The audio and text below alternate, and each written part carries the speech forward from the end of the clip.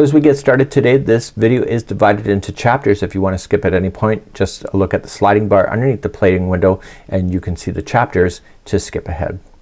Welcome back to the Crochet Corrados with my friends over at yarnspirations.com. An absolute beginner level crochet hat using a chunky level. That means it's a thick yarn, and I'm going to be teaching you how to hold the yarn, the hook today, and get you started on this project. We're going to be working step by step through this project, and I'm also going to be giving you some advice that is not in the pattern, because that's what tutorials are all about, giving that advice that'll help you go further. So I'm going to show you how to open your O'Go next, and we're going to go to another generic video. And the O'Go is a round shape product like this, and you will see it will look like that, and I'll show you how to open it, and then I'll come back and give you some advice in order to get started. But for now, let's open this O'Go first. So let's open our O'Go, and what you want to do is put your hands in behind and see this hole. You want to just use your fingers and just push those flaps up, and the top will peel, and you're just gonna pull back, and it is sticky right in the midpoint, and you're just gonna pull, and there is your O'Go. One thing that you should know is that the colors are equal length all the way around, but they don't always start at the exact same spot. So a part of the color may be over on the other part of the side. So we want to take it out just like that, put that aside, and you want to pull like this, and this will reveal a plastic tie that is in between. So taking your scissors, and that will open it, and then grab that tie and pull, and that will take that out. So that's what's holding it as a ring. So you can see that this color here is also on this side. So when you start your idea, you may want to start at a particular point if you want the entire color sequence. So if you wanted to start with this color and not this color, all you have to do is that you just have to reach in with your fingertips and just pull like this, and just kind of hold the colors, and you'll see that the O'Gos will split apart like this. So if you want to do color play, that's exactly how you do it, and there is the color transition change right there. You can snip it and then begin at this point, and therefore you have a fresh color of this, and when this comes back into play later, you can bring it back around and have the O'Go finish. So the way that this is wrapped is really quite fabulous, but it also allows you to change color. So if you want to change any order of anything, just separate it and then just use it, and they recommend that you put it into a plastic Ziploc bag if you want to. But if you crochet as fast as I do, I just get a salad bowl, just put all 5 pieces into the salad bowl, and that's something that I would do. So in the video presentation you just saw, I showed you how to crack open the O'Go so that you can do color play. So if you would like the band to be a solid color, what you would want to do is crack the O'Go, so just separate it so that you have a fresh color to work with, and therefore you can have a band that's all one color instead of a mix. If you look at the model, you can tell that it's a mixed, and so this is a great way in order to do that. So that's a great option, and that's what I'd recommend. But before we get here, before we make the band, let's learn how to crochet. So let's get our yarn and our hook, and let's talk about that. So let's talk about your hook. Now the hook sizes are all different sizes. This is the shaft of the hook. So the indentation that you see here is the throat, and then that's the head. So the head, the throat, and the shaft. The shaft is what is controlling the size of the stitch. So generally speaking, the thicker the yarn, the bigger the shaft. So then you move up on the hook size, and those are usually recommended in the pattern. But you also find those on the ball bands as well. So it gives you a recommended hook size. So because I've been crocheting a long time, we have a 6mm, a 5.5, a 5, a 4.5, a 4, and a 3.5, and so you'll notice that will go down. So if you're from the US, then what you'll have is a letter designation instead of an actual millimeters, and so what we have here is you'll see it on the hooks. So because I'm from Canada, my hooks are labeled here with the metric of 3.5mm, but if you're from the US, then it will be an F, a G, H, I, and J, and so on and so on. It keeps going up in the letter form all the way to Z. So what we have here is that the hook size here is determined by the letter designation, but it's also determined by the ball band itself. And so let's take a quick look at the ball band, and then we can determine which hook size is recommended for that, but that doesn't mean that the pattern is calling for the same hook size. So let's take a look at the ball band. So this here is Bernat Baby Blanket Sparkle. You can see that it's very thick in comparison to other yarns out there. And so when you turn over this, you will see the designations of the recommended sizes. For the crochet hook, it's an 8mm, and that's a US L/11. So 8mm or an L. And then this gives us the gauge information, which you can learn in another video at another time. So this size yarn is recommending that. Then when you look at other kinds of yarns out there here, this is Red Heart Scrubby Sparkle, and you will see that this is 5.5mm. A size I crochet hook is the recommendation. But of course on the patterns it may be different because the designer may be having something else in mind. So let's take a look at a technical pattern and let's cross compare that. So here on the pattern it's recommending a US J10. So it's a J. And for us in the metric system it's a 6mm. So usually they put the metric in a bracket when they're doing these kind of instructions. So whenever you see a difference of inches or centimeters, then you will see that kind of information. So they got 4 inches and in the brackets is the metric. We also have a number here which is 5. This is telling us the thickness of the yarn. This is not plies. People think it's a 5 ply. It's not. It's the thickness. So the thicker the yarn, the higher this designation. So this can be 0 all the way to 7. 7 being the jumbo and absolute thickest level of yarn. 0 being pretty much thread. So let's continue with the hooks. So welcome to your crochet hook, and this is a size J. This is recommended for the pattern we're working with today, and the colors here help me to just quickly pick out what it is, but each manufacturer has their own colors. So you're going to notice the ergonomic is here, and so this ergonomic allows you to hold it easier. So this here has been designed for your hands, where if you just used something like a pencil and it has no ergonomics on it, the pencil can rotate any which way. You'll never have the orientation because there's nothing to stop your hand from rotating it. So the flat spot here, so I'd recommending you want one with a flat spot. Hopefully nothing here on the flat spot so it doesn't interfere with your thumb. Some manufacturers put their designation of the lettering or the metric here on the thumb, and in time actually that kind of just adds extra pressure to your thumb and can be quite uncomfortable. So if you're gonna crochet with the pencil method just like so, you're going to notice in time that you're going to have pain within your wrist area here, because the action is going to be constantly moving your wrist in different directions in order to get it. Okay, so when crochet first came to be, it was a very dainty yarn craft, and it looked really dainty to be able to do it like this. But in time what's happened is that many people have shifted to use the butter knife method, where instead of the action of your hand being bent like this, it's more straight, and then you can just crochet this way.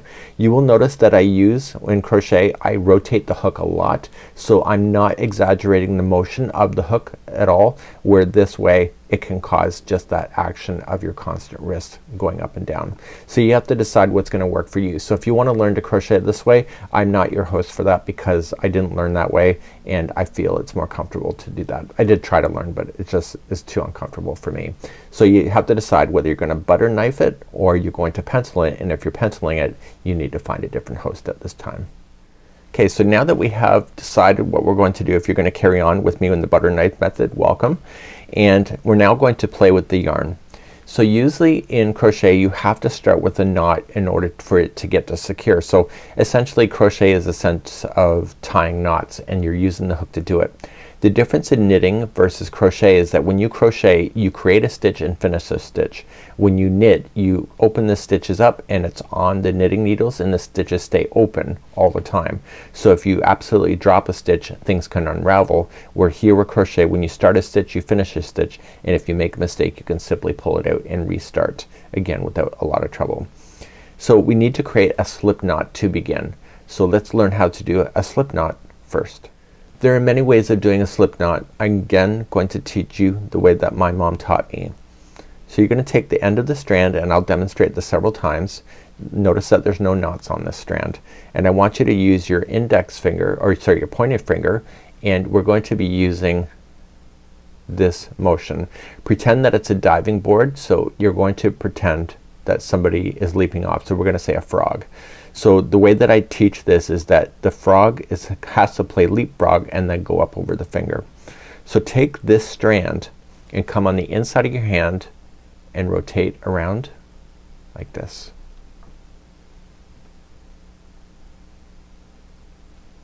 I will demonstrate that again. So coming in,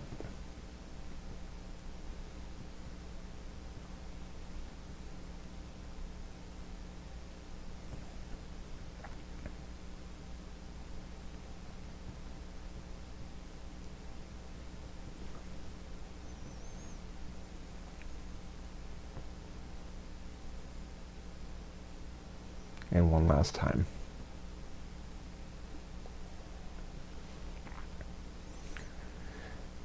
If you're ready to go, let's go. So I want you to just grab the other strand and just pull down like this, and use your 3 fingers and close. So pull down and use your 3 fingers to close. What you're doing is you're providing tension so that this is not loose. I want you to play the game of leapfrog now. This frog has to jump over this frog and land on the diving board before going off. So we're going to take this strand and leapfrog over,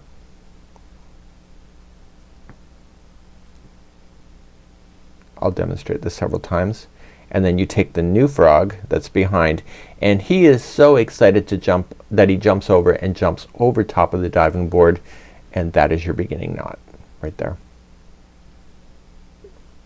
Okay, so let me show you again. So wrapping your finger, you close, leapfrog up over the frog. This one's so excited to play. When he jumps over, it jumps way too far, jumps off the diving board, and that is your beginning knot. I'll demonstrate it 2 more times.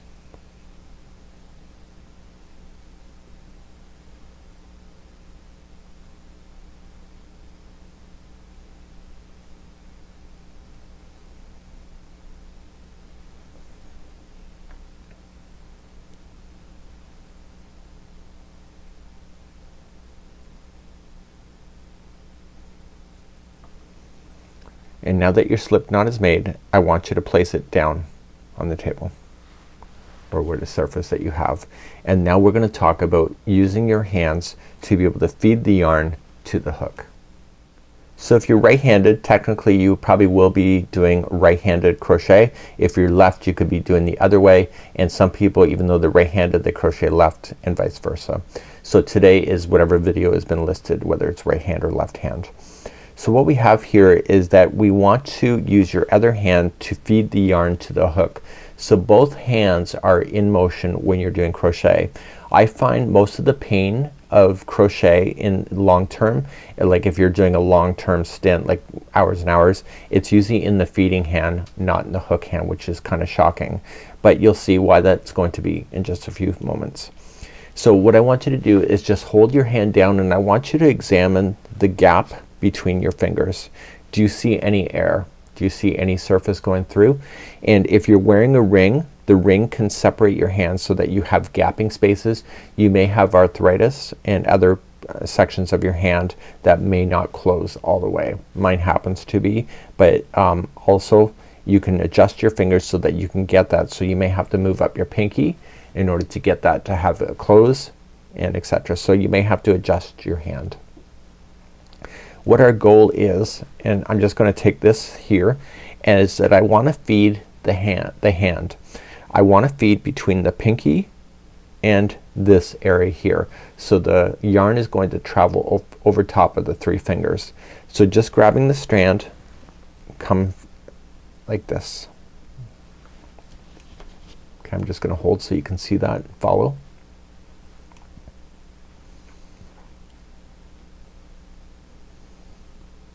Okay, so you see what I'm saying? So just when you grab it, it's gonna go over top like this.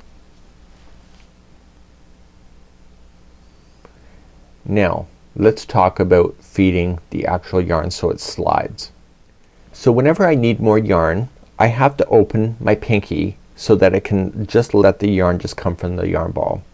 If I don't want the more yarn but I want this to be tighter, I will close my pinky and therefore there will be tension there. Okay? So if I want more yarn, open my pinky, and if I don't, close my pinky. Do you want to try that? So hold it down, tension, open, no tension.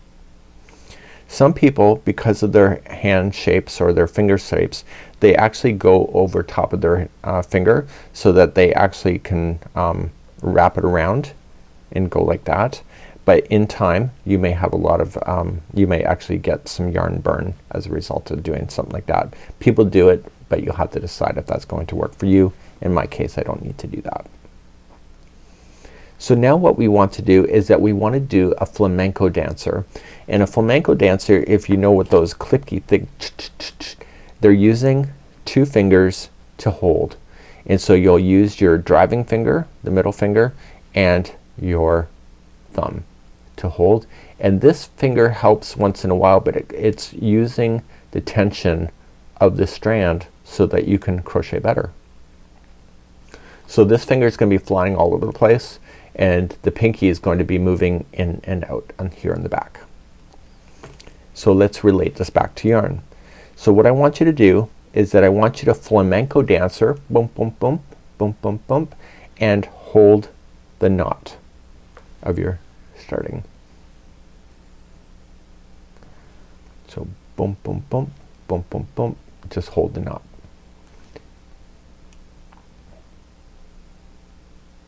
Okay, ready to go?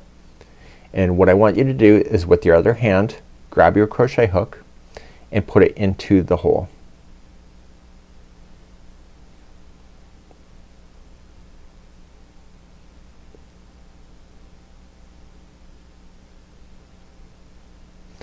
Then the strand that is going to the yarn ball, I want you to pull. And when you pull, don't pull it so that you're tying it to the the hook. You want it to be able to slide nice and easy, and you should be able to get your hook out really quite easily and be able to insert your hook back in. So out and in and out. And then we're going to position the yarn in the feeding hand next. So let's put the yarn into this hand. So just drag it between the pinky and your ring finger, and when you drag it, just close it a little bit so it's got a little bit of tension, and rotate your hand so that your middle finger and your thumb are doing the flamenco dancer on the knot.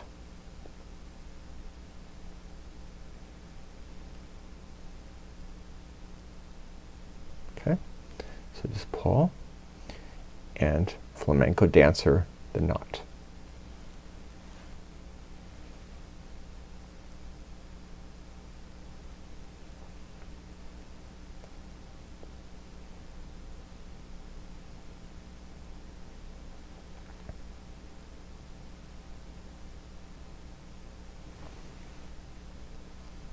So now we're in position to be able to crochet. But we have to talk about this finger next. So let's talk about what's going on with this finger. So this finger here is really important. When you have to stick your hook into something, the finger acts as a guiding behind the stitch, but when you need the yarn to change tension, this finger is going up and down like this, and it'll naturally happen for you in time. So whenever you have to stick your hook in, you may find this finger is the backdrop of the stitch, be able to do the magic, and you will lift it back off and then do your magic.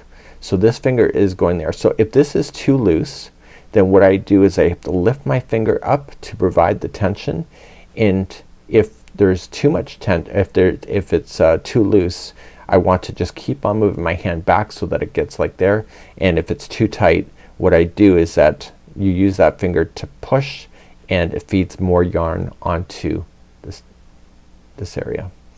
This is your working area inside of your crochet. It's between your two fingers. So now we're going to start and create our first stitch, and it's going to be called the chain. And I'm going to be teaching you my way, but I'm also going to use technical words, so I'll try to balance this too. So to begin to crochet, what we're going to do is that we're going to learn how to do the chain. It's called yarning over, and in the actual abbreviations it's YOH, yarn over hook. So you don't want to go in and grab it and pull it this way, because it'll be very hard for you to crochet.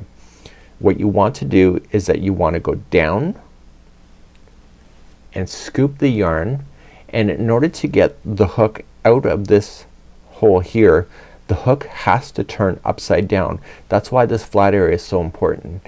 And you want to turn the hook upside down so that it will stay grabbed onto the yarn and you'll be able to pull through. The reason for that is that these here look like a teardrop. In order to get your hook out, you have to turn it upside down so that you can push that loop up and be able to pull out. Do you see that? So if it's not, you can't get it out any other way.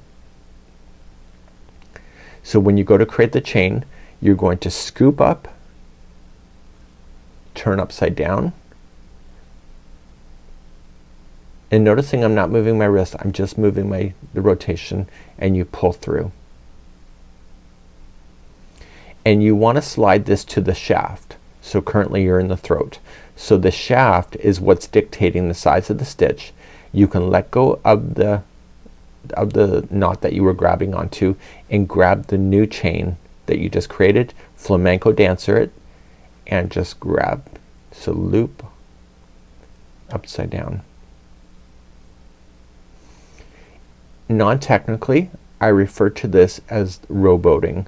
So I'm gonna row and scoop and pull.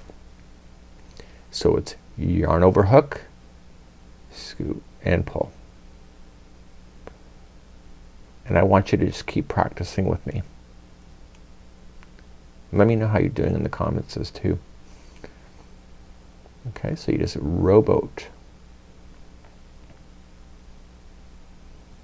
And just keep creating chains. You're not we're gonna pull this back out. It's also called frogging, to rip it. We're gonna rip it out. So we're gonna frog this later, so it's not a waste of yarn. And keep rowboating until you can get the size of your chain to be pretty consistent. So when you start crocheting, this chain is gonna be your nightmare, and in time you'll relax. Nothing's gonna happen if you let it go. It doesn't run away. So don't be too like Arr! You don't need to be. Just relax and let that yarn just glide through your fingers and feel the joy of the stitching journey. So scoop and through. And let's do the next 10. So let me count it back. So 10, 9, 8, 7, 6, 5, 4, 3, 2, and 1, and 0. So it looks pretty consistent, right? So I've been crocheting a long time, so over 30 years, so I have the consistency. So if you're not consistent, you can keep practicing and not just put pause on this video. Keep practicing a little bit, because now I'm going to be demonstrating something new.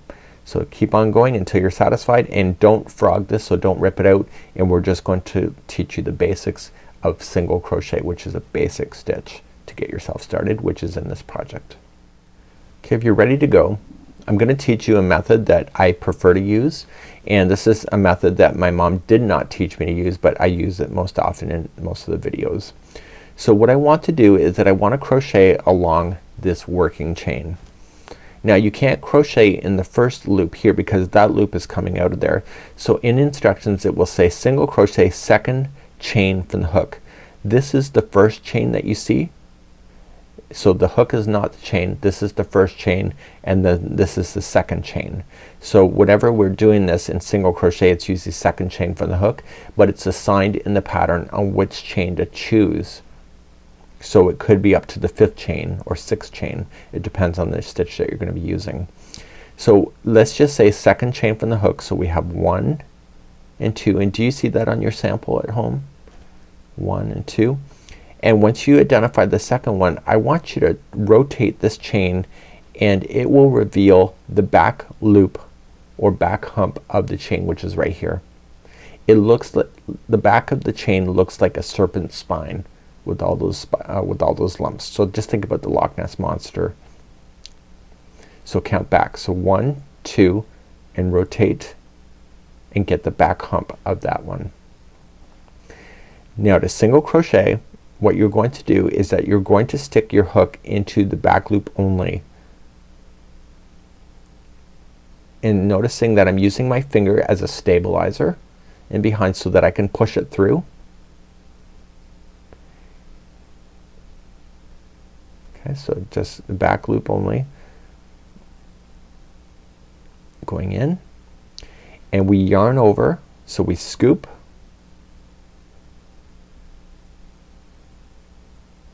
and pull through.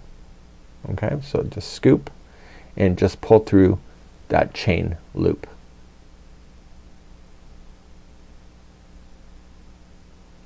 And I want to shift it so it ends up on the shaft so that the sizing of the loops stay consistent. So I'll show you again. So the back loop, yarn over and pull it through, 1 loop only, and then pull through 2. That's a single crochet, that whole step.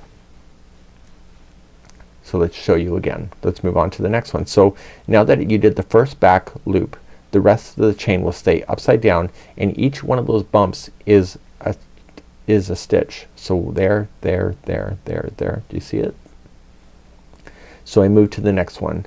So going in, so notice how that I use my finger as a stabilizer, and I yarn over and I pull through. Move it down to the shaft and then yarn over and pull through 2.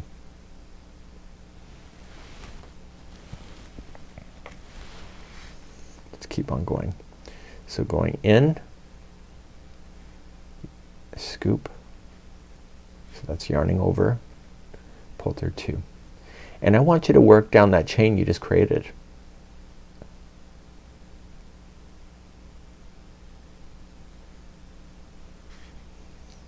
So single crochet is in so many things that it's a basic stitch that we all need to know.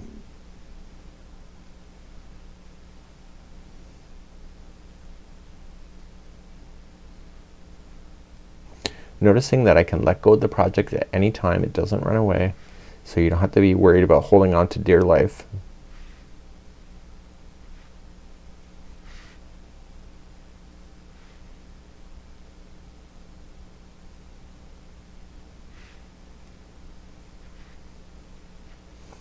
This entire hat is made of single crochet. There's a little bit of technique involved, and we can touch base as we hit the hat, and this is the basic stitch that you need to know for this project.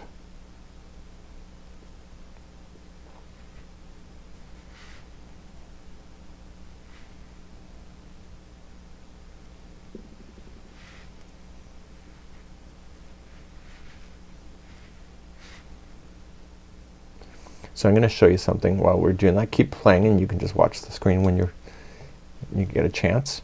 So I'm gonna change the hook to something thicker, and you will notice that the hook size determines the size of the stitch. So this is an 8mm size L, and that was recommended in that Bernat Sparkles. So do you see the height difference?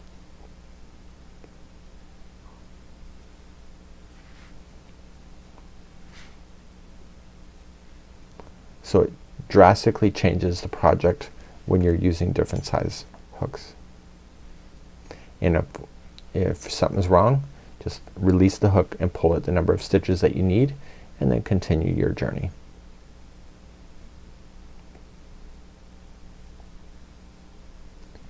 So let's continue all the way to the chain.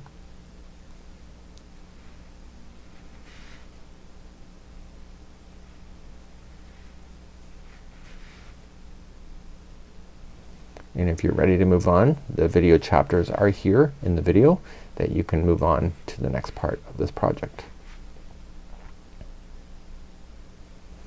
And you can speed up as fast as you want to go. Remember, enjoy the stitching journey. That's the whole point of crochet. It's not about the speed. People like gravitate towards like, oh my god, somebody's so fast. It's not about the speed. It's whether you're enjoying the hobby. And the zen time and the meditation that can happen with crochet is usually done when you find your own rhythm and your own speed. So there's nobody that is a better person than you based on speed. So if you're thinking that way, just get that out of your head. And your goal is just to find your zen. So find your stitching journey. And now that I'm at the end of the chain, I'm going to move on and show you how to do another row of single crochet. So let's do that next. So once you're on the end of a row of anything, what you can do is just turn the project itself, leaving your hook, and you want to begin again. So whenever you start a line of crochet, generally speaking, you have to chain a set number, and what the chain is doing is it's building up the stitch work so that it can get to a certain height before going across. In this case it's single crochet, so we're gonna chain 1, and in single crochet where the chain 1 came out of is the first stitch. In other stitches the first stitch is actually the next one over, but in single crochet it's the same stitch where this is coming out of.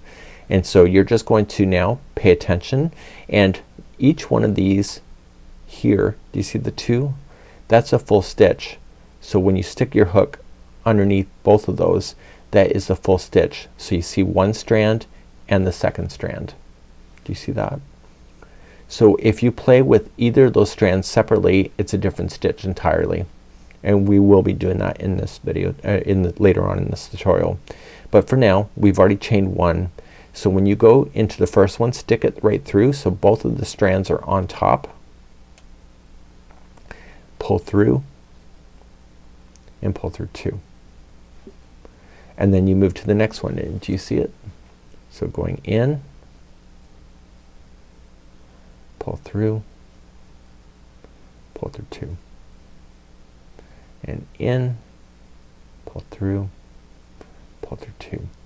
So in, yarn over, and pull through 2. In, yarn over, pull through 2.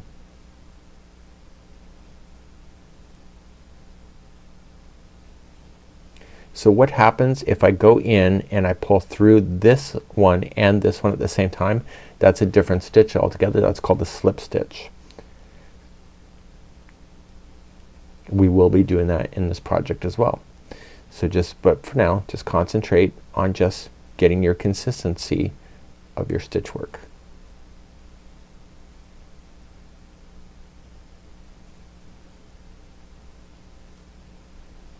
Enjoy the journey. So in, pull through 2. So yarn over, pull through 2.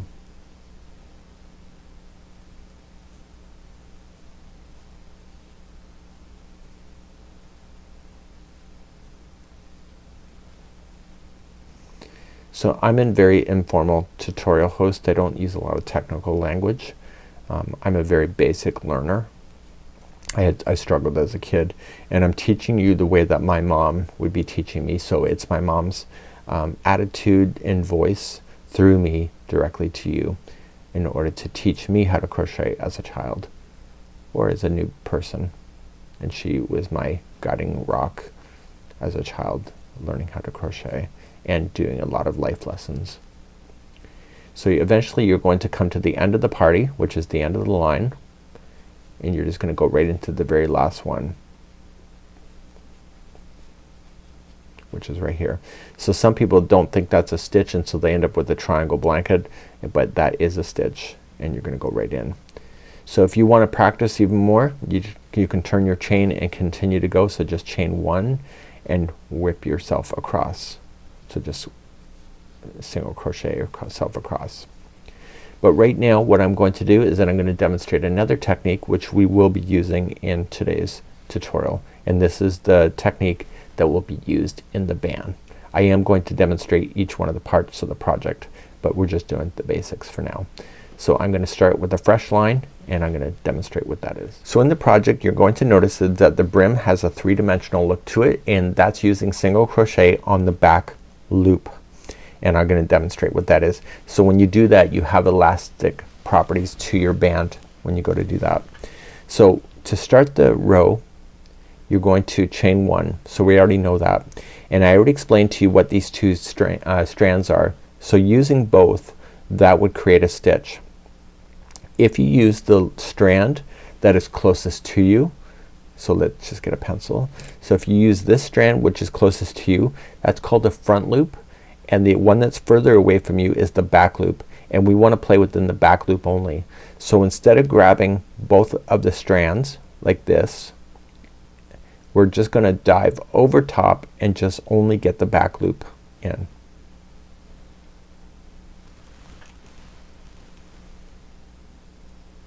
So do you see it? It's like splitting the stitch in half. So from this perspective you're diving into the back.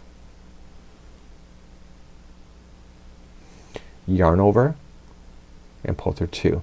You're still single crocheting, but you're only grabbing half of what the stitch is.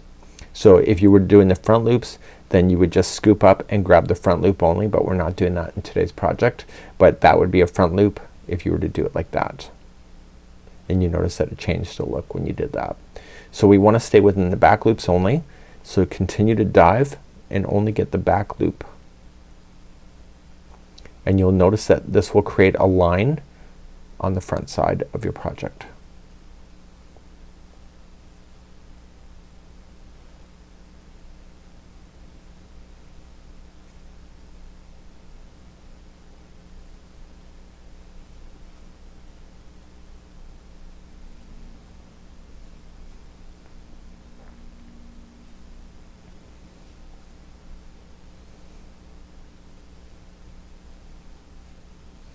And so you just work down your chain just as a practice. And what we're doing technically now is considered the brim. It's not the brim because we haven't started the pattern yet, but this is what the brim would look like. So you'll see on the back that it has an indentation now which it didn't before, and that's because the back loops create this texture in the stitch. So let's just say that I went all the way down. Put me on pause if you want to go all the way down, and I'm gonna turn my work, and that's where you can start me next. So for those that are continuing the brim, you just chain up one and continue with the back loop only.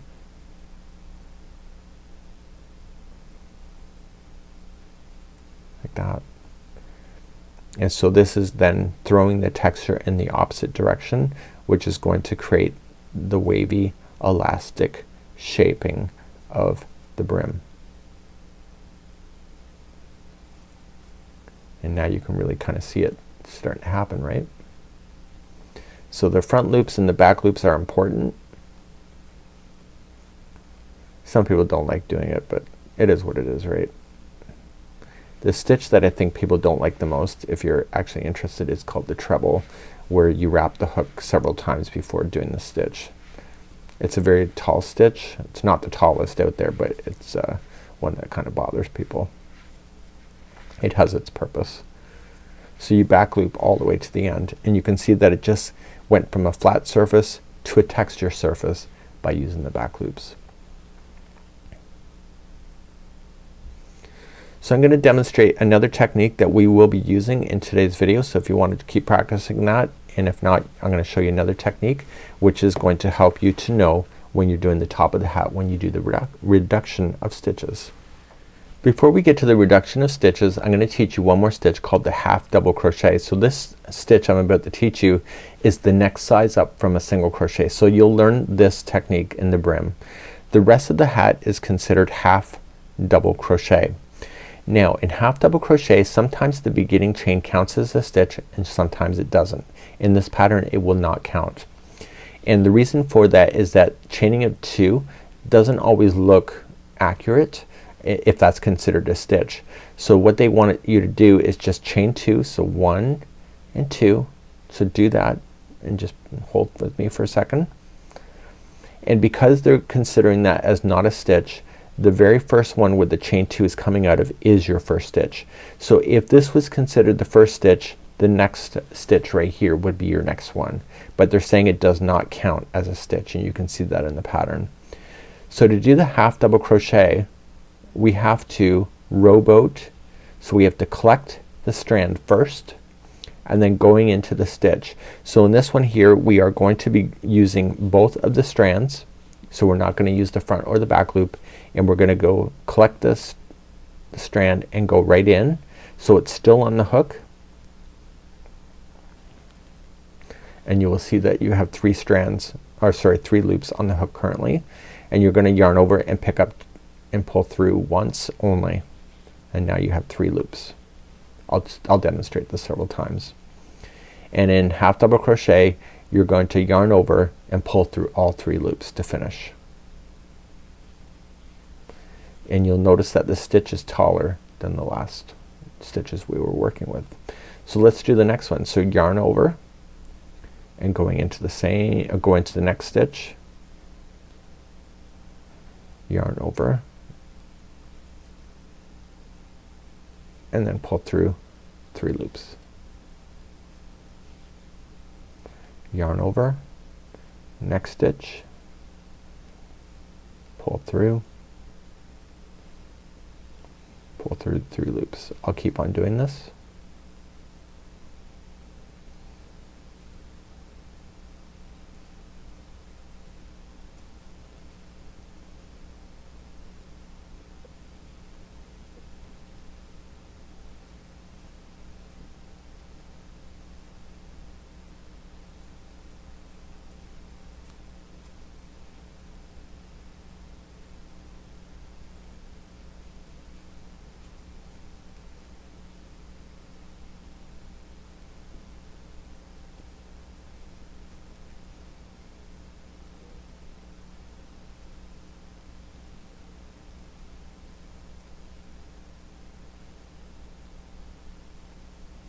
How you making out? Are you doing good? Leave us some leave me a comment if how you're doing on your crochet today.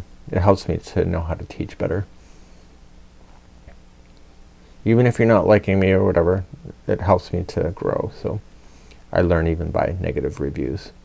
So you're gonna come into your last one, and I want to teach you how to turn and going up the next row. So when you're ready, just put me on pause, but if you're ready to keep me going. And I'm gonna demonstrate how to go back, and what I want to really show you is how to finish the end of a row of something like this, especially with half double crochet. So we know that the first chain 2 does not count as a stitch, so that means that the very first one is directly in line with where that's coming out of, and you're going to wrap and then start there and then go into all the stitches across. So keep practicing with me.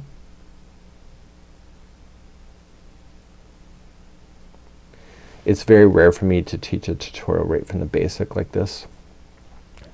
It's assumed that by the time you start working on projects that you have the basic understanding, and there's so many tutorials out there, including in our collection of videos on how to do the basics. So my goal today is to teach you this project and teach you all the steps that you need to know before we actually begin. And of course you can use the video our chapters to be able to fast forward me ahead as well if you know what you're doing. So what you want to do is that you want to identify the last stitch in the row, and when chain 2 does not count, you got to make sure that you're not adding an extra chain or an extra stitch. So I have only 1 stitch left. So remember, the chain 2 does not count as 1, so the last one is right here. And you can always count and check. And so you'll notice that it has an indentation that bulges out a little bit. That's normal.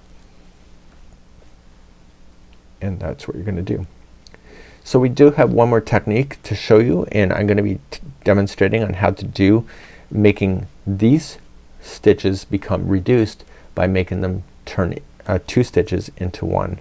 So if you're ready to learn that, keep me going. If not, just keep me on pause now. So I'm gonna be demonstrating on how to do a half double crochet 2 together. So what we want to do is a reduction of stitches so that we can get to the top of the hat. So let's just start a row, and we're going to start a row and chain 2, and that does not count as a stitch. And let's just double or half double crochet the first stitch just to get yourself started. So now it states in the pattern, or the demonstration right now, is that these 2 stitches are going to become a half double crochet together. So when we finish what we're about to do, there'll only be 1 stitch that will span over the 2. So we're gonna reduce by 1 stitch.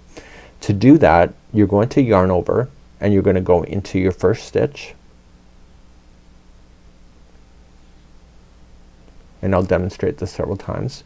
You're going to pull through and hold that on your hook. Just move it down the shaft. You're then going to go into the second one, and you can do multiples in a row, but in this case for this pattern it's only 2s. So you're gonna yarn over again and go into the very next one that's empty, and yarn over, pull through, and you will have 5 loops on your hook. And once you have all 5 there that you can see, you're done.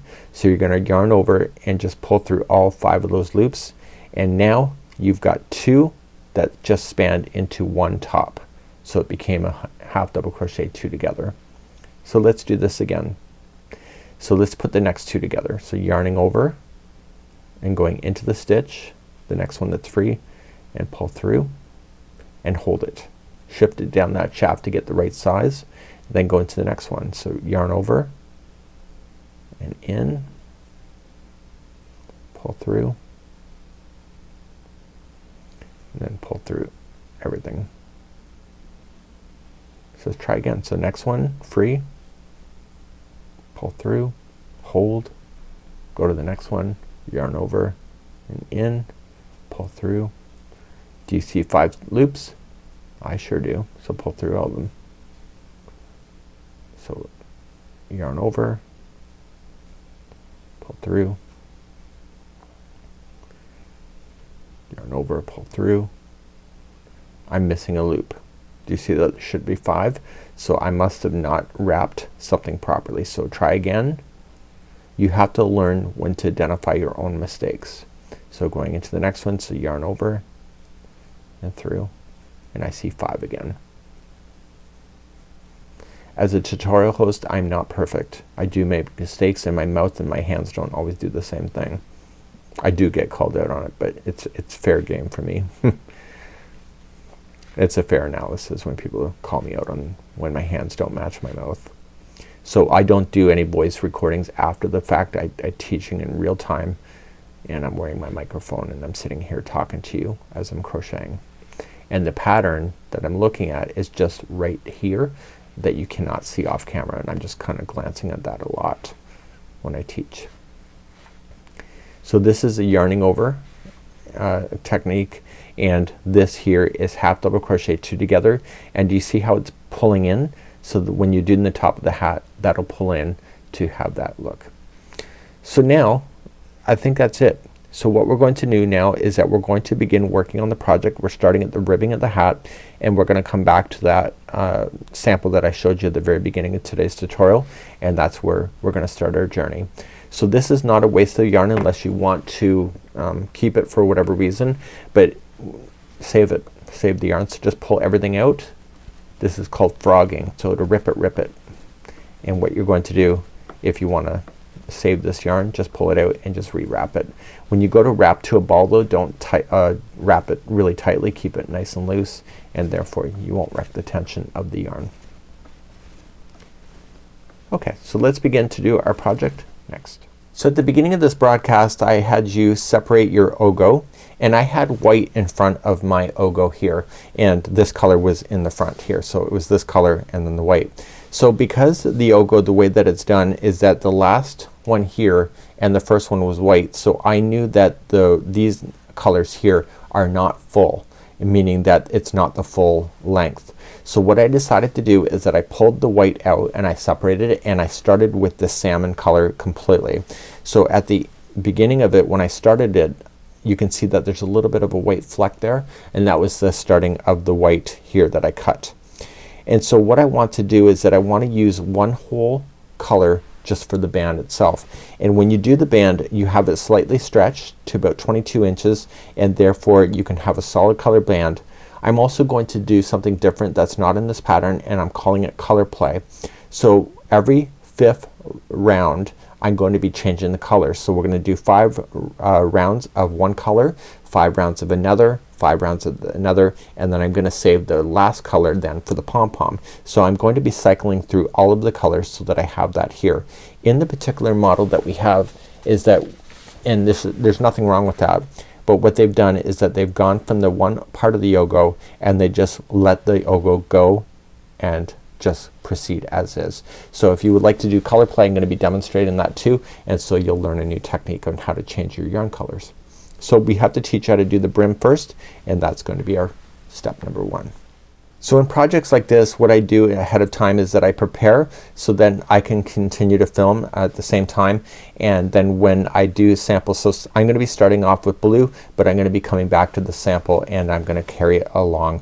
I'm gonna be giving you some advice today that's not in the pattern as well, so when we go to do this. So let's begin, and we're gonna start with creating the brim, and grab your crochet hook and whatever color you're deciding to use for your brim, and we're gonna begin to do that next. The next lesson I want to teach you is that I want you to grab a piece of strand about yay long. It's not very long, maybe about 7-8 inches, and what you want to do is just leave that off to the side, and we're gonna be using that to help us to do this brim, and we want to grab this. So we're gonna start right from scratch again. We're not gonna go as slow as we did in the very beginning, and we're gonna start. So let's create our slip knot by using our leapfrog method. I've already gone through the slow motion of this already. And insert your hook and position the yarn into your hand. And what I want to do is that I want to create a chaining of 11. So the one that is on the hook never counts as 1, so because this disappears. So we're gonna start in rowboat and we're gonna do 11 only. So we're gonna count 1, 2, 3, 4, 5, 6, 7, 8, 9, 10, and 11. And this is your starting, and we're gonna start then row number 1 that is on the pattern. So it's called first row, and let's begin to do that. In row number 1 we're gonna get ourselves established, and we're gonna go second chain from the hook like I explained to you before. So you count back. So there's 1 and there's 2.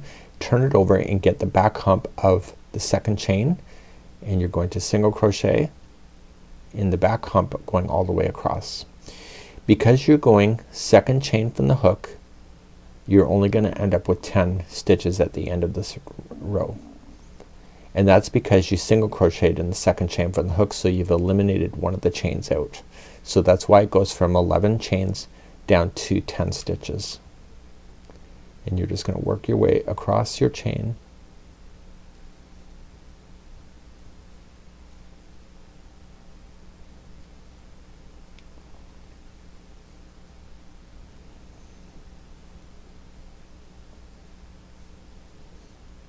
And you're gonna go right to the end of your chain, and we're gonna count our stitches to make sure. Technically I wouldn't, but I'm doing it because it's a beginner level. This is your very last stitch. Here it's called the last chain. And then you can just pull on that, and you want to count and make sure that there's 10. So to count, you can count from the back of the hook.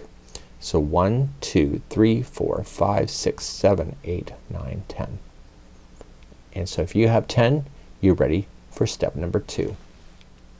Before moving on, what I want you to do, that strand that I had you cut, then just I want you just to slide it into a piece of the strand that is on this side of the project. Okay, so I don't want to see the hook popping through. And I want to take that strand and I want to pull that through. And then pull through the 2 strands through that one loop, and that'll hold it.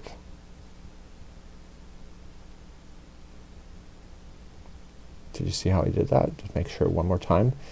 So once you pull through, just put both strands over the loop and pull through. This is gonna be considered the right side of the work. This is not on the pattern, but this is my own technique to tell you.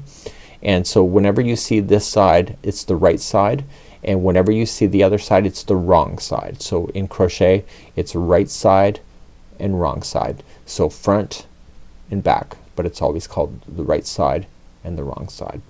And I'll tell you why that matters in a bit. So let's put our hook back in and let's move to step number 2, row number 2, and begin. So turn your work and let's begin row number 2. In row number 2, what we have to do is that we have to chain 1, and in the back loop only we're gonna single crochet all the 10 that are here.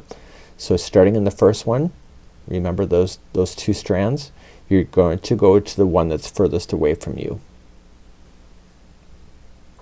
and you're going to single crochet.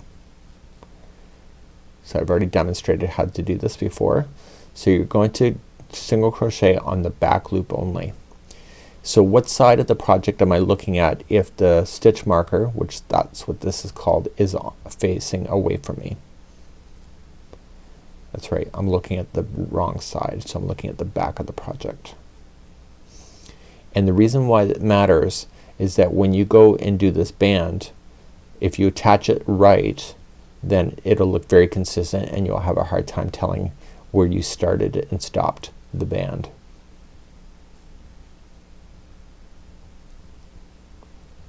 And if you want to verify, you can count your stitches. So count it back from the hook. So 1, 2, 3, 4, 5, 6, 7, 8, 9, and 10. So you're going to repeat this step over and over and over until you're approximately 22 inches and you're finishing on the wrong side of the work. So let's just continue. I'll show you 2 more rows. So when I chain 1, I'm going into the back loop across.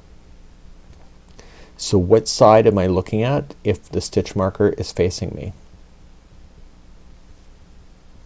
That's right, it's the right side of the work. So if you're doing 22 inches long and you have to finish on the wrong side of the work, which side is the stitch marker going to be on when I do the very last row of the 22 inch mark?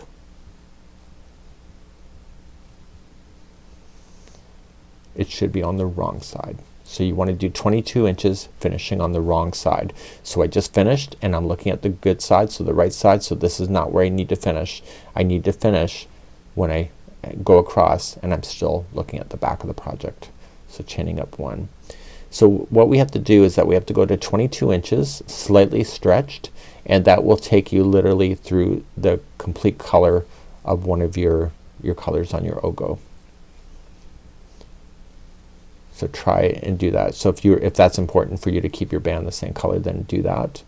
And so you want to go 22 inches and you want to finish on the wrong side. So if I'm done my 22 inches and I'm measuring it, this should be facing down because this is the wrong side, and then you're going to take your measuring tape, and this is where I'm going to pick you up on the real project, and we're going to be starting the real hat from this point. So continue along until 22 inches slightly stretched. So back to the regular band, I'm here. So what you want to do is you want to take your tape measure and measure, and you see that it's 20 inches. That's because I haven't stretched it. So I want to slightly stretch it and take a new measurement, and it's approximately going to be 22 inches. Okay, so if you go way too big, then it's going to be too loose for you. And what you want to do is you want to finish on the wrong side. So you can see that the stitch marker that I applied here is facing down. So I'm looking at the wrong side, and this is where I finished, and so this is where I'm going to pick it up on the pattern.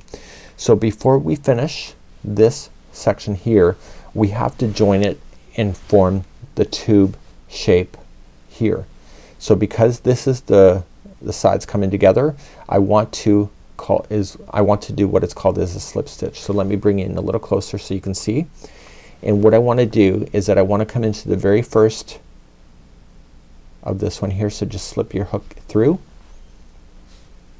and I want you to yarn over and pull through and through. And what this is doing is it's locking this as the round shape of the hat. And you can get rid of that stitch marker when you're ready. But what I want to do now is that I want to finish this yarn and start a brand new color for when I go around the rim for the first time.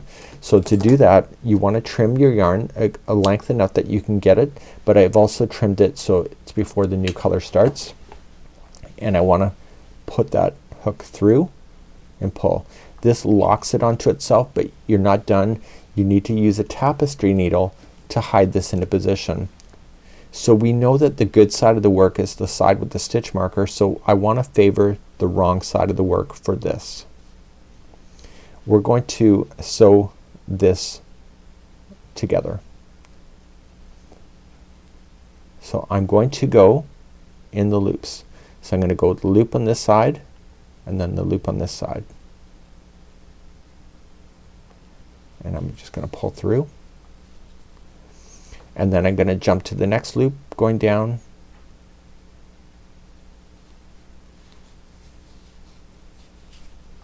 Don't be afraid to pull it tight.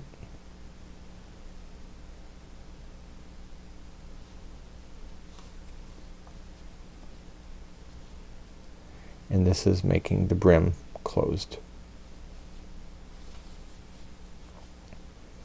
So some people like doing their brims so they do them in circles. This technique is great.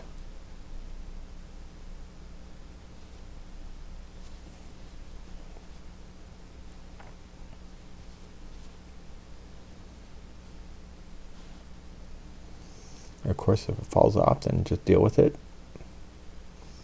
The worst thing in crochet you can ever do to yourself is get upset if it's not working out. Just keep your calm, crochet on, they say.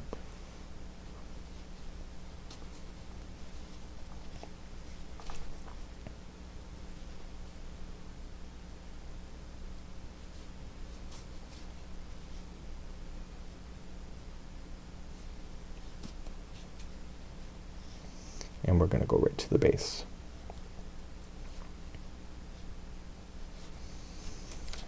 And once you have it secured, you're gonna turn it over and you wanna drag that through the work itself.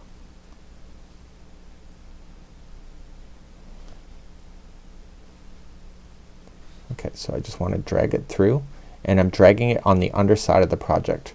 So if I turn this over right now, I should never see that needle, and I don't. So dragging it through.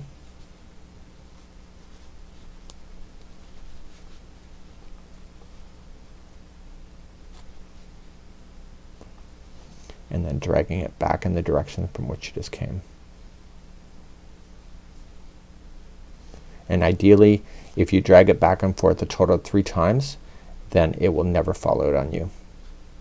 So if you get really small like that, what you can do, that's the whole point of these tutorials, is stick your needle partially in so that the needle becomes shorter.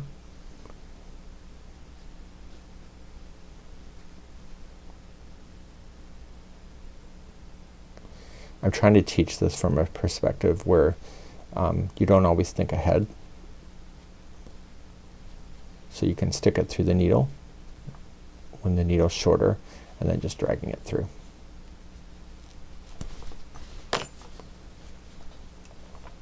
Okay, so it's been in and out 3 times. And then what I want to do is that the starting strand that we started with, which is right here, is that we want to drag it through the project a total of 3 times as well. And again, favoring the back side of the band. Same area. So just 1, and I have more yarn to work with on that one.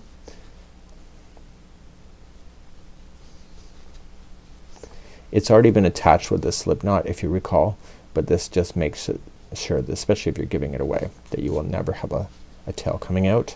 And then as soon as you're back and forth 3 times, cut it, and then you have a nice fresh band to work with, and you can see which is the good side and what is the wrong side. So the front side, or the right side, and the wrong side. So we're now gonna continue in the pattern, and we're going to begin our next coloring, and we're gonna have a nice fresh color to begin. So let's begin working in the rounds. So we know that this is the stitch marker, okay, and we're gonna pull this out, and we're gonna do something else with that now. So pull that out. We know that this is the good side of the work. You'll always see that there's a little bit of imperfection on the other side here where you did the joining. So you'll always be able to tell where you started and stopped technically as a crocheter. So at that point where you join them, I want you to fold it there and just lay it down like this. and I want you to put your stitch marker using your crochet hook at the halfway point on the other side of that fold. And I'm gonna teach you a technique to help you to avoid obsessive counting. So this is where we joined, and then this is the halfway point. So our goal in the first round is to get the number of stitches we need to get so that it's perfectly round. So there's a total of 54 stitches that are all the way around this thing. So because I marked the halfway point, so this is where we joined, I need to get 27 stitches before in this side of the hat to the stitch marker, and 27 stitches on the other side. If you decide not to do that, what's gonna happen is that you have to equally space the 54 stitches, so you can get partially the way around and you've run out of stitches, so you can't actually get around, or you've gotten all the way around and you still gotta slam in more stitches and there's no more space. So by doing this, this helps you to be able to get your counts a lot easier. So if you're going wrong and you're at this part and you're, for example, let's say you're at 20 stitches and you're already here and you have to be at 27, it means that you're going too fast and adding the stitches too quickly, or yeah, too quickly. You're jumping too quick. If you're, for example, getting to 27 stitches and you're here and you still have all this space, it means that you're going too slow. So this just gives you an indication on how to get the best balance so that the hat remains in balance. So what I want you to do is grabbing your new color, and we're going to start with the slip knot, and we're going to begin right at the join, and that's where we're gonna start working in the rounds. So let's begin working in the rounds. So I want you to create a slip knot. We talked about this. It's the diving board with the leapfrog. And we're gonna stick our hook in. So now that it's on the hook, I want you to go approximately where the join is, and when I go into this, I always want to make sure that there's enough strands holding this to the brim. So I'm going to go right where the join is, and I'm gonna go in. Try to get 2 strands of yarn to be sitting on top of the hook. And we're going to join this, so we're just gonna yarn over and pull through and through, and that's a slip stitch if you recall. Now this straggler here, this loose end, I want you to put on top of the line, and we're gonna crochet right over top of it so it becomes hidden. And what I want to do is that I want to equally space 27 stitches between here and the stitch marker, and 27 from the stitch marker back to where we are, with a total of 54. So let's put the yarn in our hand, and we're gonna chain 1. Now this stitch that I'm currently in, I haven't single crocheted yet, so I'm gonna do that one as my first one, and you just start counting your stitches. So single crochet, so we have 1. So just shift a little bit next to probably about there. You have to guess, and you're gonna do the next one, and this will be number 2, and shifting to the next section is 3 and 4, 5. See how I'm going right up over top of that? I'm hiding that right in. So we have 6, 7, 8, 9, and once you covered enough, you let it fall to the back. We have 10. I'm looking for the stitch marker to judge where I am, so I'm at 10, 11, and 12, 13. See how it looks different? So I've not grabbed it in the right area, so pull out and try again. So 13, 14, 15, 16, 17, 18, 19,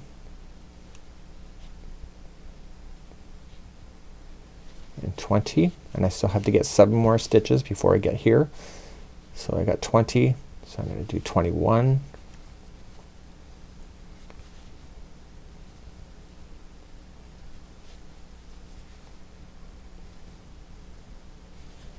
22,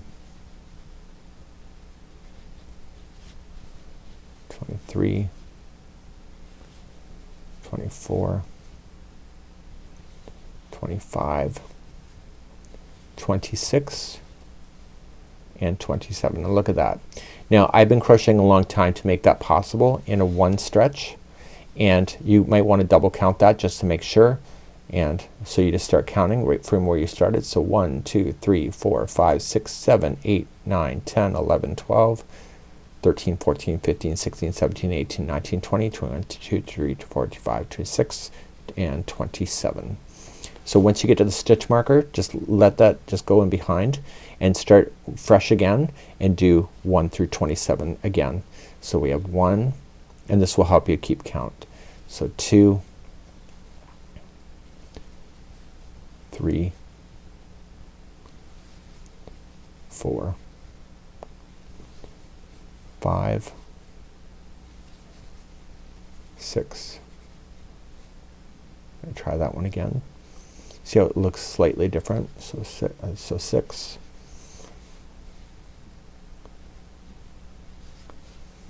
7, 8, 9, 10, 11, 12, 13, 14,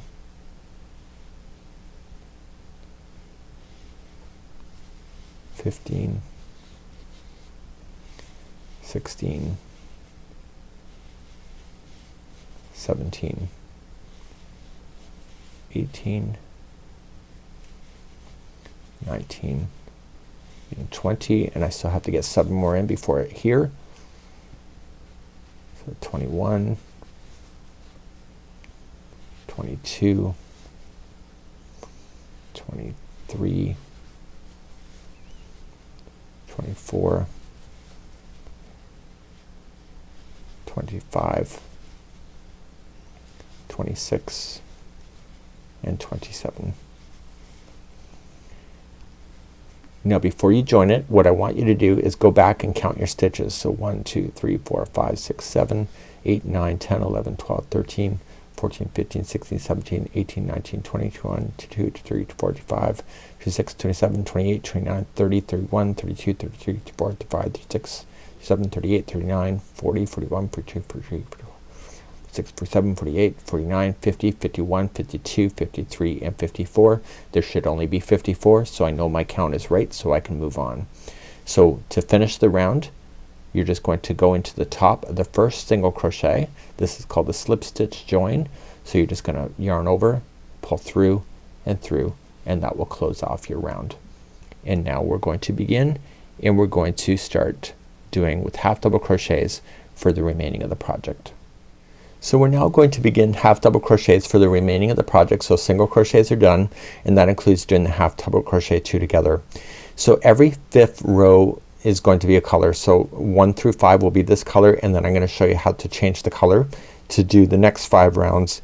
And what we have to do is that we have to continue what we're about to do until the whole project measures a total of 7 inches, and the 7 inches is from down here all the way to where it is before you start doing any kind of reduction of the shapes.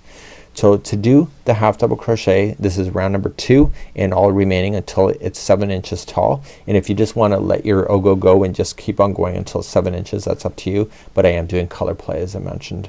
So what I want to do is chain 2, and in the same one coming straight on down, we're going to half double crochet. So wrap the hook, coming in and pull through, and pull through all 3. We learned this in the beginning of today's tutorial.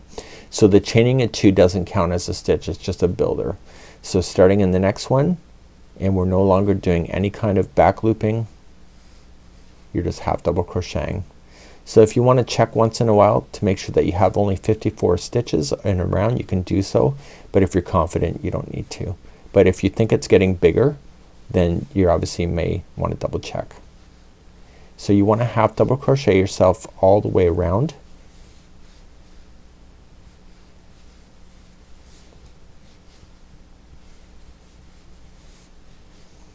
So with these O'Gos, the color combinations are I feel like they're endless. So you can buy like the same ball coloring and just start at a different spot and you have a different color sequence, and it could feel like a completely different hat. So what I want to do is that I'm gonna meet you at the end of this round. So how I do my tutorials is that I give you a set of instructions. I show you a little bit of it. I usually don't show this much, but I show you a little bit and I tell you to join me at the next milestone, at the next step, and that's what we're gonna do. So I'll show you where to finish the round and I'll be right back in just a second. So this is round number 2. So I'm coming up all the way around. How many stitches do I have left over? I'm not done the round, but how many stitches are left? Is it 1 or is it 2? The answer is 1. This one is the last one. This one here is part of that chain 2. That's not a stitch. So people, when they absolutely grow something, they actually use that. So you want to come into your very last one, half double crochet, and you want to join it to the top of the first half double crochet, not this chain 2. So the top of that half double crochet, and pull it tight. And in hats, in crochet, if you go in a continuous circle like we are, the slip stitch will travel up on an angle. That's normal. So if yours is on an angle, it means you're doing something right. How you stop that though is that you turn the hat around and you go in the opposite direction, back the other way, to get the seam line to go straight. But we're not doing that in today's project. So we're gonna start another round. So just chain 2, and right where you've done the join is your first stitch, straight on down, and you're gonna half double crochet. So what I need you to do is that you need to half double crochet around and around until you get 7 inches from the base to the when you're ready. So there should be a total of 7 inches that you can count. But what I'm going to do for you is that I'm going to meet you after the 5th round of this color and show you how to get rid of this color and introduce a new color so that you can do what is called this color play. And we're gonna move into the O'Go, into the next color sequence, and whatever color you would like to play with when you're separating out your O'Go, and that's what that's where I'm gonna meet you next. So please just continue going around doing your half double crochets, and either meet me at the 7-inch mark, or I'm gonna be at the 5th row to show you how to change colors, and that's what I'm gonna be doing next. So I'll be right back. So I'm coming up to the end of the 5th round for this color, and this is where I want to end this color. It's still not 7 inches, but I'm changing the color after the end of every 5th round. So I want to slip stitch to the beginning, and this is where I want to end this color. So to do that, I'm going to just snip the yarn long enough so that I can get a tapestry needle through it, and I'm gonna pull through to lock it like that. And then the best way to do this is that you can weave it in, but the best way, especially if you're truly wearing it, is that you want to put in a tapestry needle to be able to get it to go. So this is the outside of the hat, so turn it so you can see the inside of the hat, and just drag it through some of the stitch work that is here on the inside. So if you turn it around, you should not see that needle popping through. And go back. So once. The secret is 3 times, if you haven't figured that out yet. So it's 3, that's the 2nd time, and the 3rd time is a charm on the inside of the hat. Therefore this color will never fall out on you. You'll never have tails popping out of your work. And what I want to do is go back to my O'Go, and I want to progress to the next color, and just lay this down, and let's take a look at the O'Go and where we are, and let's determine that next. So on the O'Go, this is where I am for this color. So what I want to do is just put my fingers in between, and I want to pull this out until I see the new color popping through, and I want to trim it at that mark. And you can use this for something else in the future, maybe pom-poms or whatever, and don't be scared to throw this out if there's just not enough to work with for something else. There's no harm in that. Just don't tell anybody because they get upset about it. So I want to grab the new part of the O'Go, and that's what we're gonna begin, and we're gonna do the next 5 rounds of just half double crochet, and let's bring back our project. So let's bring you back closer so you can see what's going on. If it were me and I were you, what I would do, see this where we started? I would start thinking about coming straight up in order to keep this kind of on the one side of the hat, or you can start exactly where you stopped before. So if you wanted to do that, it's right here. So this is where you did the join. So I'm gonna just do that just for sake of tutorial reasons. Create a slip knot, and you want to join it exactly where you did that join, and pull through, and then just lay this down on top of the line like I showed you with when we did the brim, and chain 2, does not count as a stitch, and then begin half double crochet in that same stitch. And what you're going to do is just do an you want to get to 7 inches eventually. So I'm only going to do 5 rounds of this color, and I may hit the 7-inch mark before then, but we'll have to determine that, right? So get your tape measure, keep it handy, and you just take your measuring tape and just measure, and once it's 7 inches it's done as far as before we do the reduction. So continue to half double crochet around and around, and this is how you'll do it. Keep this on the inside so it's trapped, and once you have it long enough on the underside you can just trim that as well, and that'll be out of your way. And if you want to throw it through a tapestry needle for extra security, you can do that as well. So I'll be back in just a moment. So when I crochet in front of the TV, what I do is I keep a tape measure handy, and I have a little table that sits on top of my lap, a little lap table, and what I'll do is I'll just keep an eye on this. So I lay this down on the table, and I just kinda keep an eye, and then once in a while I just kinda look at it and just like boom, check it, 7 or if not, so you can see that I still have a little bit of way to go, and that's how I determine it. So I keep the tape measure handy at all times. So I'll be back in a moment, and I will show you the reduction, and I think I'll hit my 7-inch mark in this color frame as well. So I'll be back in just a moment. Have another tip for you. See this here, this is the chain 2. We joined it here. So don't think because we started a new color it can give the illusion that you have an extra stitch and you don't. So this is not a stitch, this is part of that joint. So when you pull it together with the first one, make sure it's nice and tight to kind of pull that. Don't be scared to pull on it, and then just do that. So don't accidentally add an extra stitch, and you can count around as well and make sure that there's 54 and then before moving on. So that's the only thing about changing colors, that it can give the illusion of accidentally adding an extra stitch. So I'll be back in just a moment. So right now I've only got 3 rounds done of this yellow, so I can decide to do something. I can do the next 2 rounds of being yellow, but I only have 5 rounds left altogether from this point, and I have 7 inches here from the bottom of the brim to the top here, so I know that I'm good. So I'm gonna decide to do something different. I know I only have 5 rounds left, and so I'm going to end this color here. So remember, O'Go is about color play. So you can end colors anywhere you want to. You could have done stripes if you want to, as long as you know how to end and start new yarn. And so what I'm going to do is the last 5 rounds I'm going to progress into the O'Go into more of a green color to do the very top peak. And again, what you want to do is you want to secure any loose ends that you have before moving on. So you can do all your loose ends at the end. Some people do that and then they get really upset with themselves that they have a lot of loose ends. I'm a person that I like to kind of take care of it as I go, so then when I'm at least finished my project I'm actually finished instead of having to worry about all the fine detail. So that's something that you have to decide what kind of crocheter you're going to be, leaving to the end or continuing along. Now if you went over top of the straggler like I did, you can throw it through tapestry needle. Just it's already trapped there anyway, but for extra security you can just put it through tapestry needle and just take it back in the direction from which you just came.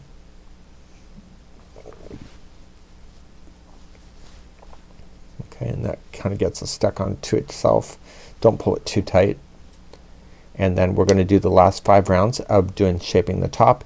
We're gonna progress on our O'Go. So in our O'Go we're just gonna grab it up, separate the color back out. And again, you can keep this color for another time. You can do it like kind of a random hat in the future. Trim it where it changes and then save that for something else. So let's continue, and we're gonna go shaping of the top of the hat next. We're now going to shape the top of the hat. Now the top of the hat has to be shaped in a way that it doesn't just collapse and turns flat. We have to get that nice iconic curve of a hat. So right where the last one you did the join, this is where you want to start, and you want to pull through and chain 2, and we're going to half double crochet in each of the next 4 stitches. So this is considered 1, so we're going to go into the first one. So this is 1, and then we do the next one, so it's 2, the next one is 3, next one's 4, and we're going to do a 2 together half double crochet or half double crochet 2 together. So over the next 2 stitches I showed you at the beginning of this tutorial, so you wrap the hook going into the next stitch, noticing that I'm still trapping that, and I pull through, and then I want to use the next one. So wrap and go into the next one and pull through, and there's 5 loops on the hook. So you're gonna yarn over, pull through all 5. So that's gonna be a repeat pattern going around this thing. So let's begin again. So starting in the next one, you're gonna do the next 4 in a row. So we have 1, 2, 3, and 4, and then the next one is a 2 together half double crochet. So using the next 2, yarn over into the next one, pull through, yarn over the next one, pull through. Do you see 5 loops? Absolutely. Pull through all 5. I'll show you one more time. So 4 in a row. So we have 1, 2, 3, and 4, and then the next 2 are together. Now when you go all the way around, the last stitch should be this together stitch, but if it's not, just fake it. So a lot of us do it, so don't think that we don't. So let's continue. 4 in a row, 2 together, 4 in a row, 2 together, and I'll be right back in a moment. So let's go through, and I've got my 4 in a row. The last 2 stitches, which are right here, are the 2 together. That's not a stitch right here, so don't think that it is. If for example you only had 1 stitch here and you still had to do 2 together, just put in 1 single crochet and then finish it. The goal is that these 2 have to become together as 1, but if there's only 1 stitch left before the join, just put in a single crochet, because that still equals 1. So just putting the last 2 together, I don't have an issue with my count at the moment, but if it did, that's what I would do. And then pull through and then join to the top of the very beginning single crochet. And we're going to move up to the second round, and we're still shaping the top of the hat next. So the reduction is just going to keep on going in, and so we're going to start with the next round. So chain 2 does not count as a stitch, and you're going to half double crochet in this one plus the next 2, so there's 3 in a row. So starting in the first one, we have 1, 2, and 3, and then we put the next 2 together. So this time there's only 3 in a row that are on their own. So starting in the next one, starting with 3, put 3, so 1, 2, and 3, and then put the next 2 together. So I want you to do that for round number 2 of shaping the top of the hat. And I'll see you at the end of the round.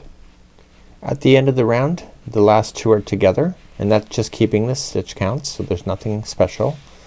And then you're just going to join it to the top of the first half double crochet you started with. And we're going to move on to round number 3 in a second. Round number 3, chain 2, and we're going to continue the reduction again. So you're going to half double crochet in the first one and the next one. So there's 2 in a row this time, and then the next 2 are together.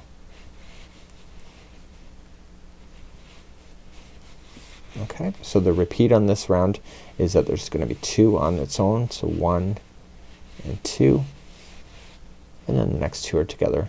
And please do that all the way around. This is round number 3, and I'll be right back in a moment. the end of round number 3, the last 2 are together, and that's just keeping the right counts, and then just join to the first half double crochet. So 2 more rounds left and then your hat's complete, and then we're going to move on to round number 4 in a moment.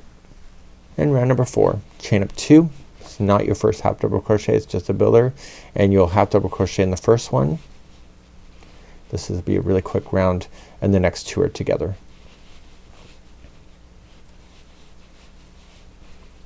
Okay, so the next one is 1 by itself, and then the next one are 2 together. Please do that all the way around for round number 4. So coming up all the way around in round number 4, put the last 2 together, join it, and do round number 5, and it's the last round of them all. Let's begin that next.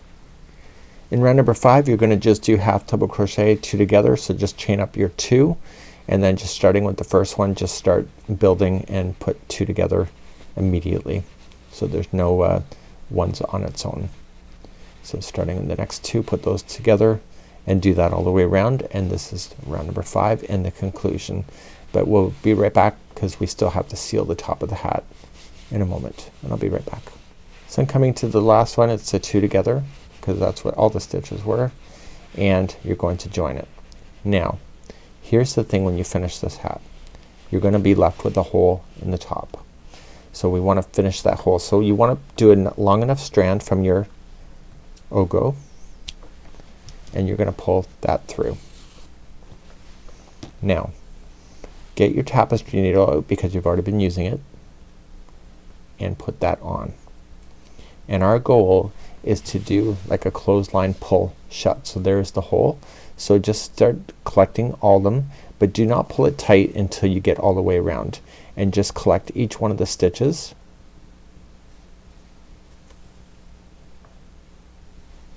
And there's a total of 9 of them if you're counting it, and honestly it really doesn't matter at this point. And I'm just going around those stitches. I have this fascination when I pull this. I love to see the hole all close at the same time, and I think it's more even if you wait until the end too. So going all the way around. Okay, and once you do that you can pull on it and it will pull that shut. So just don't be scared to pull on it. Now to finish this off, you're just going to go, and you're gonna go completely opposite to each other. So yeah, this is where it comes out, so just go opposite and then cross it over this, and then stick it down through the center of the hole to the inside of the hat. And I've got my hand in behind, don't stab yourself, and you want to pull it through. Now what you're going to do is that you're going to have it so it ties itself into a knot on the back side here.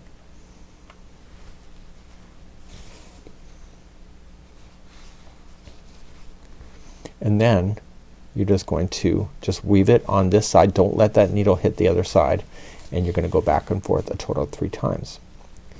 So we're going to move on to the pom pom next. The pom pom can either be done by hand, or if you have a pom pom maker. I love my yarn tools, so I'm gonna be showing you a pom pom maker. It's still in the package. I've never used it before, so we'll figure out how to use it together. And this is the hat. So if you would like not to do a pom pom, then you're done. And see, you got the complete color play going on in the hat, so it's been strategized instead of letting it just come out of the O'Go as is, and it's amazing. So it looks like it's a, they would call that yarn dipping. So it looks like almost like a candle that you've been dipping. So let's move on to the pom pom next, and let's begin our journey with that. You could do it by hand, but I am going to use a tool today. So this is the pom pom maker. You can use your hand, but I like my yarn tools, and this is a 2-piece unit and will go together. There are different styles of pom pom makers, but all you can just do to get yourself started is that you're going to put the 2 and just hold it together. Now there's different sides of these, so the bigger the size, the bigger the pom pom. And all you're just going to do then is just wrap the yarn around the tool, and once you wrap it a few times it'll stay together without any worry at all.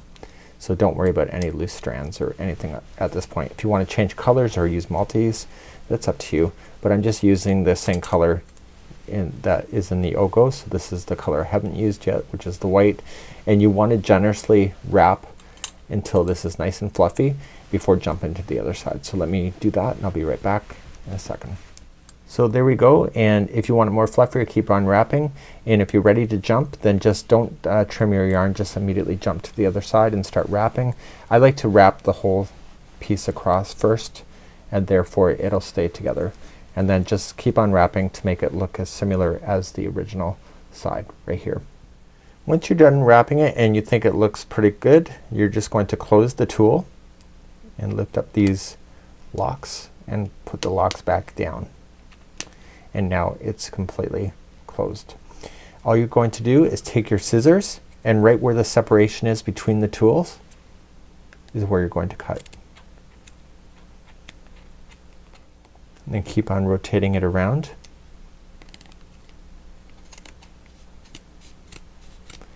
So the locks are holding this tool from reopening.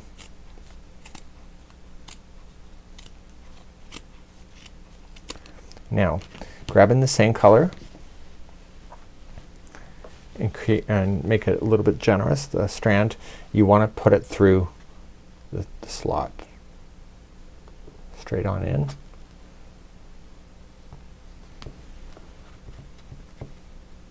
And you're going to tie a knot and let that knot go in between the tool down. Don't be afraid to tug on it, and then turn it upside down and do the other side. So I'm only doing half knots if you just noticed. And then I turn it over again. And so I do this a total of 3 times. So this is the 3rd time, and this time I will literally put in the knot.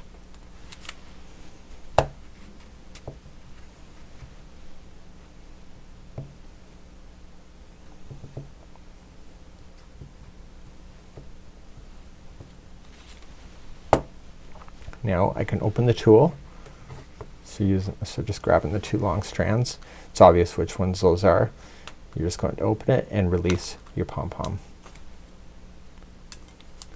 Now your pom-pom is not going to be shaped pretty, but give it a good shake, and then all you're just going to do then is take your scissors and just start shaping. Don't be afraid to cut it down. A lot of the pom-poms that you see on projects like Yarn Inspirations are well manicured. So they take their time actually making the pom-pom, so they don't just put it through the tool and then slap it on. They actually do shape it and get it more uniform. So just shake your ball once in a while. Make sure all those strands are popping out. And once you're satisfied with the shaping of it, we're going to attach it to the hat. Okay, once you think it's good enough, just clean off your table, and we're going to bring our hat back, and we're going to secure this with the bow tie to the top of the hat. So give your pom-pom a good shake, preferably over a garbage can, and get all those fluff out, and we're going to attach to the hat next. So what we want to do is that we want to go with the 2 strands. It's really long at this point, but that's okay. It's better to be long than it is to be too short. And we want to stick our crochet hook on the inside of the hat, coming to one side of the top close here. So there's the middle. So we want to come to the one side of that. If you go right down the middle, it's not going to tie down. So you're just going to go in, and you're going to pull that through. Use your fingers. And then the other one, just go directly across. Now if you plan on washing your hat, I'm about to show you a technique that is done. And if you do any craft shows, not everybody likes pom-poms for whatever reason. I love pom-poms, but that's just me. So once you have it done, pull tight to the top, and let's turn this inside out. So if you go to a craft show and somebody's complaining they don't want the pom-pom and you've tied it on permanently, you know, you can trim it off, but then it's a waste. But what people do is they put the inside here and they tie it into a bow tie. And so if they ever want to wash the hat, they can undo the bow tie and then just release the pom-pom, wash the hat, and then put the pom-pom back on at the end. So you just want to trim it long enough, and my stitch marker is still here from the inside here, and therefore you would have this beautiful hat. And just give it a good shake And that's it for today. So this is the beginner's crochet hat. It's actually really neat. We did color play today. We learned how to crochet, and hopefully you have a beautiful hat at the same time. Have a good one, and we hope to see you again really soon right here on Yarn Inspirations, and you can always count on us for always these free patterns and tutorials. Have a good day. Bye bye.